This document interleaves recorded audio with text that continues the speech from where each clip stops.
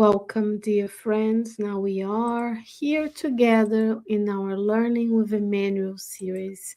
Today we're going to study a chapter from the book Words of Life Eternal, if you prefer, Words of Eternal Life, by the Spirit Emmanuel through the mediumship of Francisco Candido Xavier. And today's message is message 52, or chapter 52, that deals with the spoken word. What are we doing today? We're talking about the message. We're reading about a message.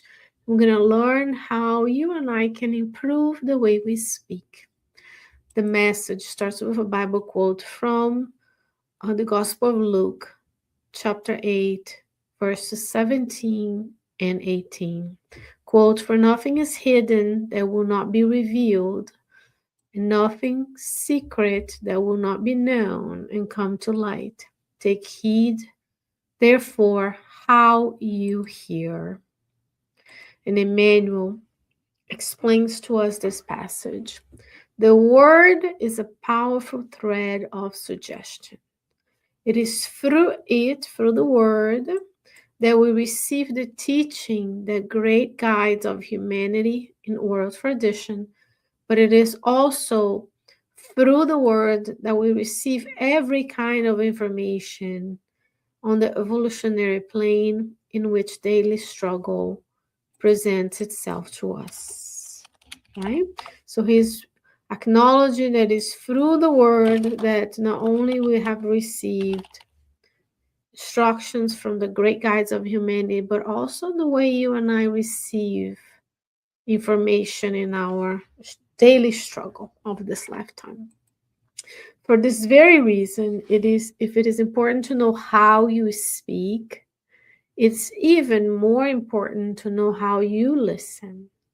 For according to the way we listen, your speech will sow balm or poison, peace or discord, darkness or light.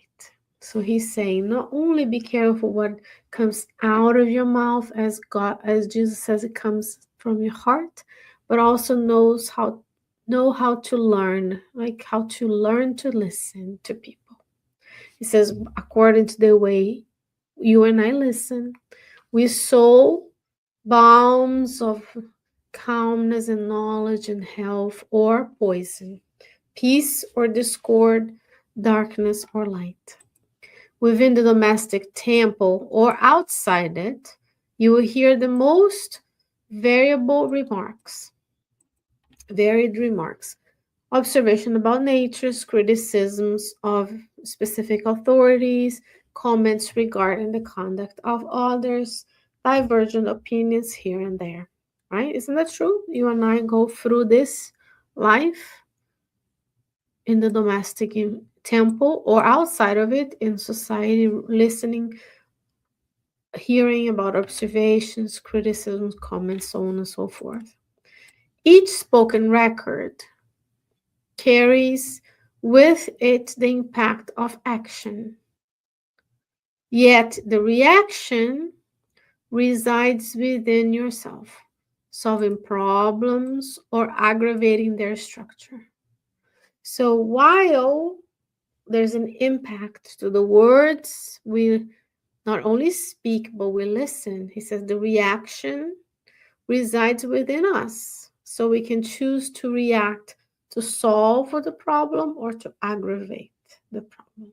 So today you and I are invited, as we listen to the words of Emmanuel, to listen and react, right? To have constructive action that is going to solve the problems we are hearing, the comments, the divergent opinion, the criticism. So we need to listen for ways of reconciliation, because you and I want to sow peace, nor discord. We want to sow light, not darkness, right? By your response to what you hear, good will be transformed into lesson or joy for those who share the experience with you. Or, that's one option, good be transformed into joy or lessons is one option. The other option is Evil will become the whip or suffering of those who accompany you. So, two choices, right?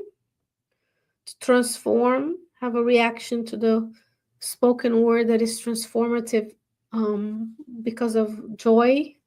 It's a transformative lesson in our experience, or to sow evil. And we don't want to sow evil because many lifetimes we have done that. Now we are finally ready to take one step further in our improvement. So, what do we do between now and next time we meet?